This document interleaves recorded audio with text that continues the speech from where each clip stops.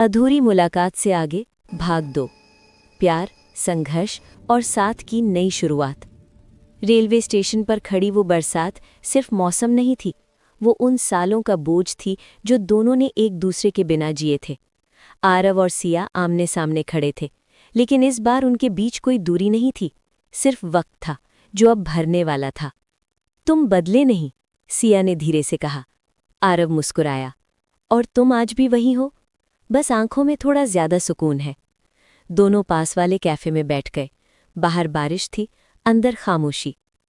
लेकिन वो खामोशी भारी नहीं थी, वो सुकून भरी थी। बीते वक्त की परछाइयां।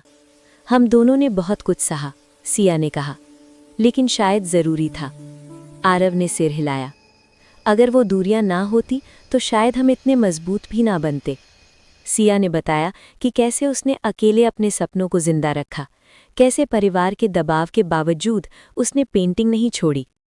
आरव ने बताया कि कैसे कामयाबी मिली, नाम मिला, लेकिन हर रात किसी की कमी खलती रही। मैं हर किताब में तुम्हें ढूंढता रहा, आरव ने कहा। सिया की आंखें भर आईं। नई शुरुआत का डर। मिलना आसान था, लेकिन साथ चलने का फैसला कठिन। अगर फिर टूट गए तो? सिया ने डरते हुए पूछा। आरव ने उसका हाथ थाम लिया। इस बार भागेंगे नहीं। लेकिन जिंदगी फिर परीक्षा लेने को तैयार थी।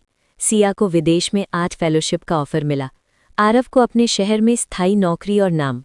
दोनों के सपने फिर दो रास्तों पर खड़े थे। प्यार बनाम सपने। मैं नहीं चाहती कि तुम मेरे लिए अपने सपने छोड़ो, सिया ने कहा। और मैं नहीं चाहता कि तुम अपने पंख काटो, आरव ने जवाब दिया। कई रातें बिना नींद के बीती, कई बातें अधूरी रहीं।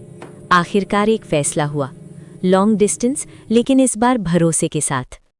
इंतजार की ताकत। विदेश में सिया की पेंटिंग सराही जाने लगी, भारत में आरव की किताबें बेस्ट सेलर बनने लगी। लेकिन दोनों हर दिन एक ही वक्त बात करते, कभी वीडियो कॉल, कभी सिर्फ आवाज़। आज तुम्हारी बहुत याद आई, ये एक साधारण लाइन थी, लेकिन उनके लिए पूरी दुनिया। गलतफहमी फिर से। एक दिन मीडिया में खबर आई, सिया का नाम एक विदेशी आर्टिस्ट के साथ जोड़ा गया। आरव ने देखा, पढ़ा और चुप हो गया। सिया ने कई कॉल किए, लेकिन आरव ने फोन नहीं उठाया। पुरानी दरारें फिर हिलने लगी।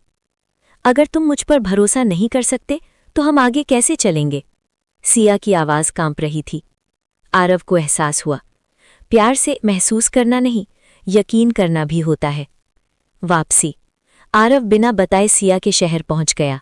आर्ट गैलरी में सिया अपनी पेंटिंग के सामने खड़ी थी, एक पेंटिंग जिसमें दो लोग हाथ पकड़कर चलते दिख रहे थे।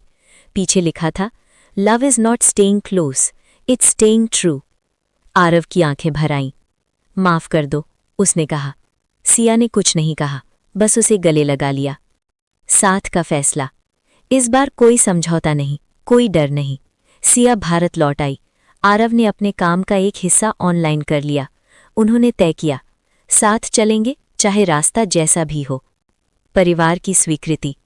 पहले विरोध था, सवाल थे, लेकिन जब परिवार ने देखा कि दोनों एक दूसरे के साथ बेहतर इंसान बनते हैं तो धीरे धीरे दिल पिघल गए।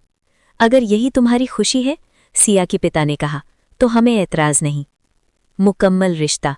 शादी कोई भव्य समारोह नहीं था, सिर्फ करीबी लोग, सादगी और ढेर सारा प्यार।